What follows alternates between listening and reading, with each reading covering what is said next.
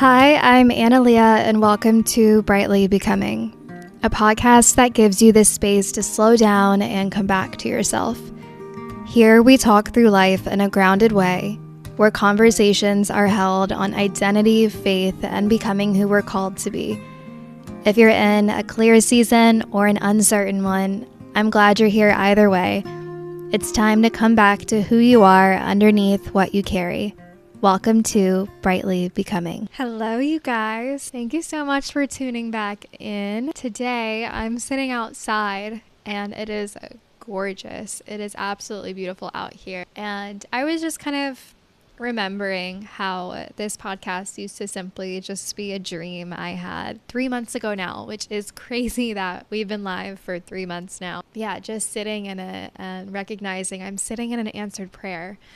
And I'm just so blessed and so grateful for those of you that listen and that I'm just able to help you draw closer to God, help you find joy in the difficult times. For those who are also dealing with similar health issues, my heart truly goes out to you, because the main reason I started this podcast was so that those people wouldn't feel alone. I know what that feels like. I know what it feels like to be medically gaslit and told it's just anxiety or it's just a panic attack instead of getting to the root cause. So yeah, I'm just yapping. But I really wanted to address that maybe your hopeful moment, maybe your answered prayer is tomorrow or right around the corner. So anyways, today we are talking about how your past is a place to learn from and not live in. And this is huge, right? Because so often I catch myself looking back at old photos and reminiscing on old memories back when I was healthy, or quote unquote healthy, because I really was just kind of like secretly upsetting my body over the years and didn't realize it until my body screamed at me. But looking back and just realizing how easy it is, how incredibly easy it is to miss our past, miss our parts of ourselves that maybe felt a little bit more aligned at the time and now we're feeling lost, or maybe felt more authentic to who we are. And the enemy will really, really try to get you this way, because the enemy doesn't know your future. He doesn't know what the future holds for you. Only God does. So he tries to keep you in the past. He's afraid of the blessings that God is going to send you. He's afraid of you drawing closer to Christ. When you miss those memories, when you miss those people, I personally don't believe that God would have removed those things out of our lives if he wasn't planning on replacing them with something that makes us happier, that makes us feel more connected. I really don't think he would just take those things from us if he really wasn't going to replace them. God is doing a new thing in us, and if we're not careful, we may just miss it. If we don't look up every once in a while, and if we keep looking back, we may just miss it, because we are a new creation in Christ. Jesus died for the version of yourself that you can't stand, the version of yourself, the most shameful, dirty, whatever you want to call version of yourself that you may be embarrassed about, you may not talk about, but that's who Jesus died for. Not the perfectionist, not the one who has it all together, but the one who is breaking, the one who feels broken. Romans 8:18 says our present sufferings cannot compare with the glory that will be revealed in us. So it's really important that you don't let who you were talk you out of who you're becoming. God isolates us before he elevates us. You're feeling lonely. You don't have friends right now. You're feeling alone, depressed, sad. Just know God is about to elevate you. I mentioned this in the last episode, but none of that is in vain. None of that is just coincidental. God makes no mistakes. I trust that that's the season I'm in. I trust that I've endured long suffering, because if you're a Christian, if you believe in God, you have to be ready to suffer. And I've said it before, and it is so uncomfortable. It's not an easy conversation whatsoever, but that's how we draw closer to Jesus, because he understands. He went through all the suffering in the world, everything you can think of. My relationship with God has just been feeling so changed lately. I feel like my personal relationship with him has strengthened because we really do get closer in our faith and closer to Jesus in our own suffering. And I just have so much faith. I just have such strong faith that everything God is doing in my life serves a purpose.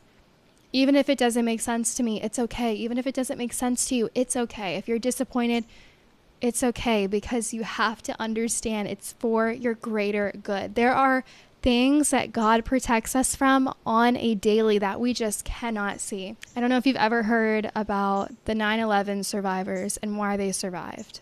And a lot of them was because they weren't on time or they burnt their toast in the morning. And you've ever heard of like the burnt toast theory? Well, this is my burnt toast theory.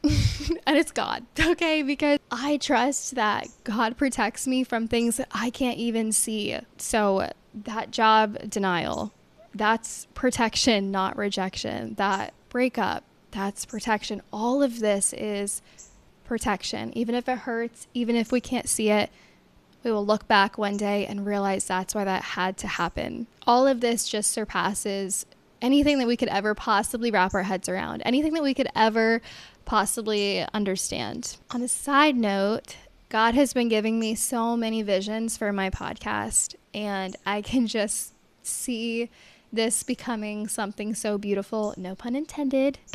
And I really do feel called. And when you're called by God, you have to expect to feel and to be set apart.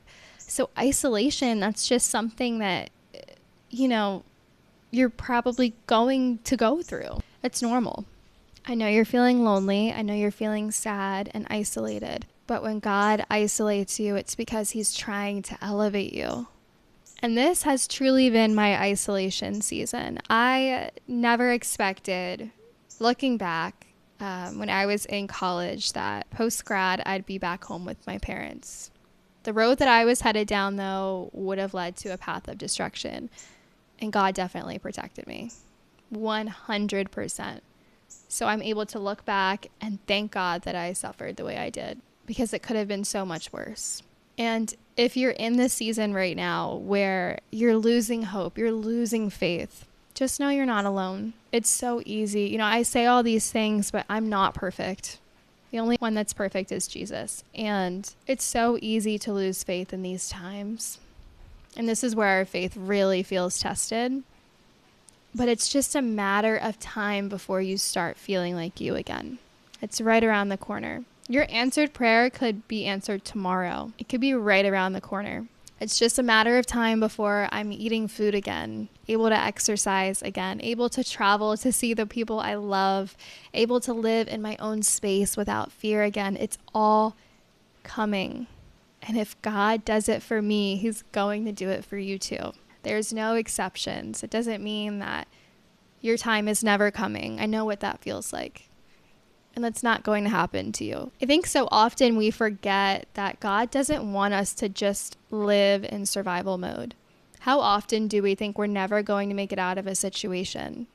And then we do. We're meant to experience things, to love, to laugh with people, to connect. So to think that you'll be like this forever, you'll feel this way forever, is honestly so silly, because we serve a God who is greater than our fears, greater than our circumstances, greater than anything that we could ever possibly imagine. And true freedom lies in surrendering to God. Now, I say this, and I also want to let you know that there have been multiple times where I surrender and then I pick up what I just brought to God and surrender to him.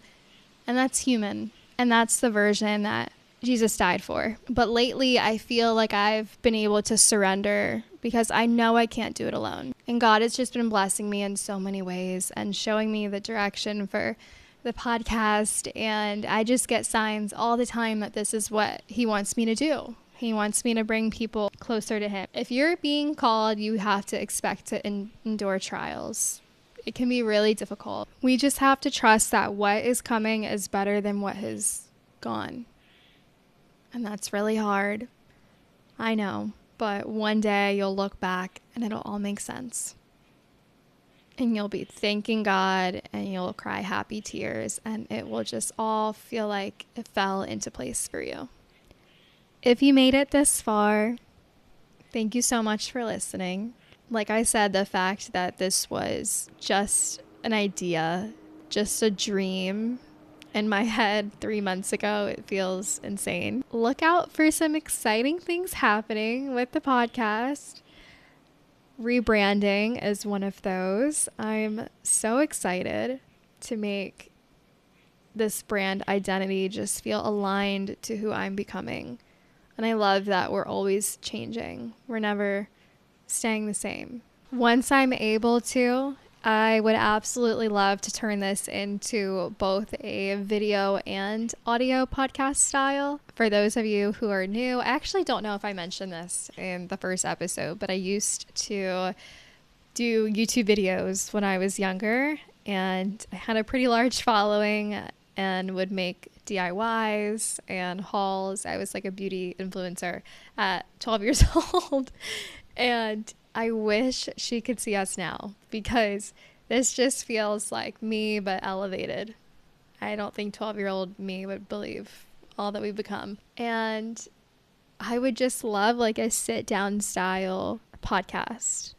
I think that's really authentic to what this feels like for you guys and me as well. And I truly just want this to feel like a conversation with two friends. So anyways, yeah, if you made it this far, thank you so much for listening. Look out for next week's episode. I upload every Friday, and I hope you enjoyed. And remember, you're not behind, you're becoming. I'll talk to you soon.